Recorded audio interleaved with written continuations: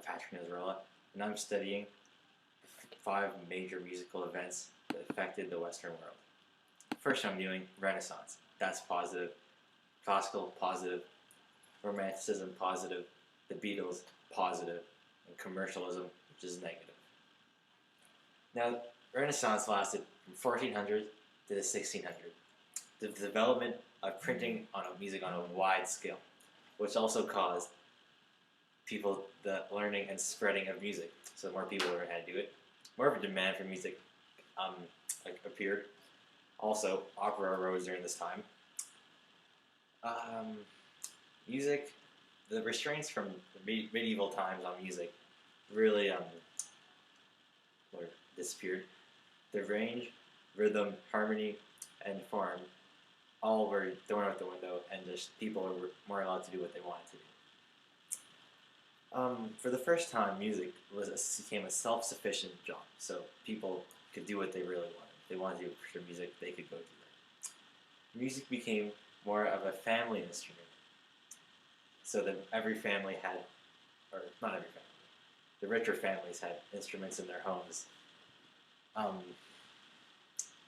so that they could practice music and get better at that. More genres came out from the Renaissance period, and a major thing was the string instruments from the Renaissance time period, and also my favorite composer and my most famous from Renaissance, John Dowland. I'll play a little piece from John Dowland to help show the Renaissance style. I'll just show you the intro, nothing too much.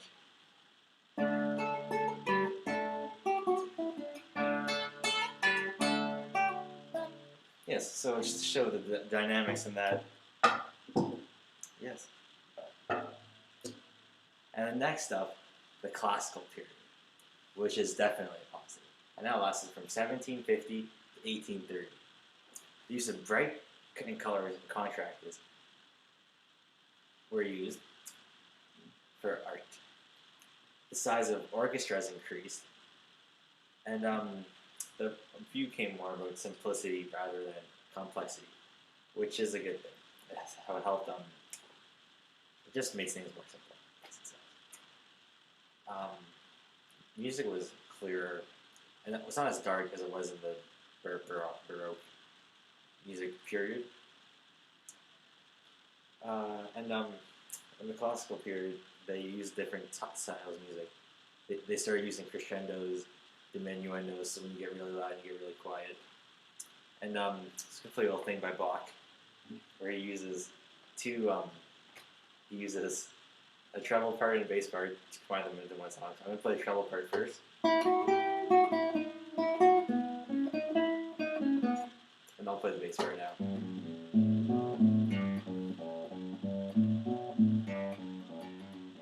And then he combines both those parts to one song.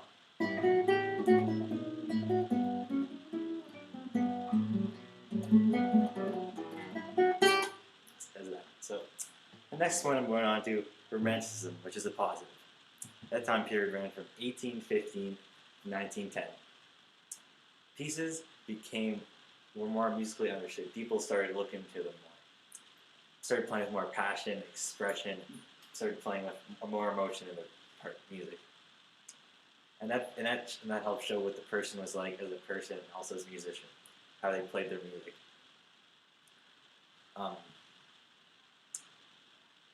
And there's more of a way to give artists more freedom to create their own version of the song, and really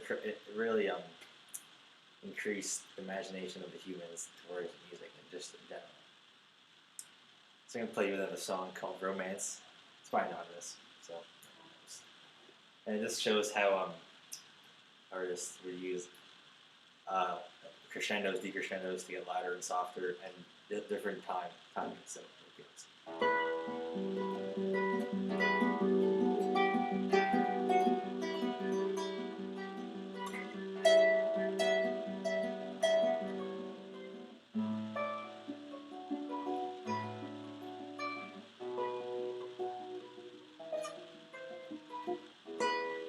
So that's still Good one. Next on to the Beatles, which is most definitely positive. The Beatles has revolutionized people produced, made music, the way people listen to music. They sold the most albums ever, and they're the best ever selling music group in history. They were the first band to make music videos, so in a way, they started this TV shows like MTV Music, Much Music, all those shows. And the Beatles were one of the first groups that started doing live performances at stadiums and massive venues, like one of the most famous was Shea Stadium in Chicago.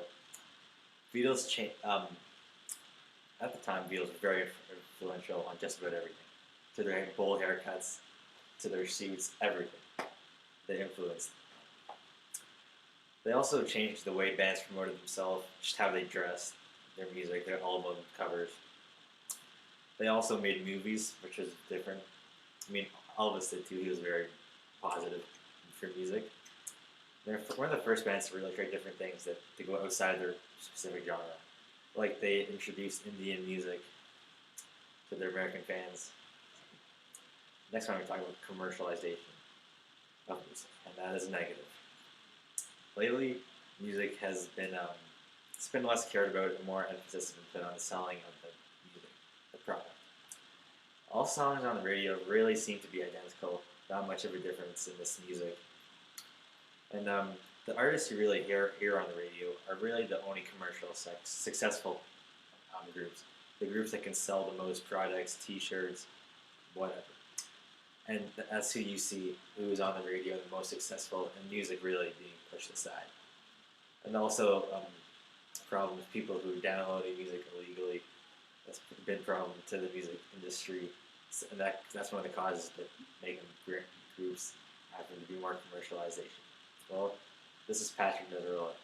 Hope you enjoyed top 5 music events in history. You stay classy.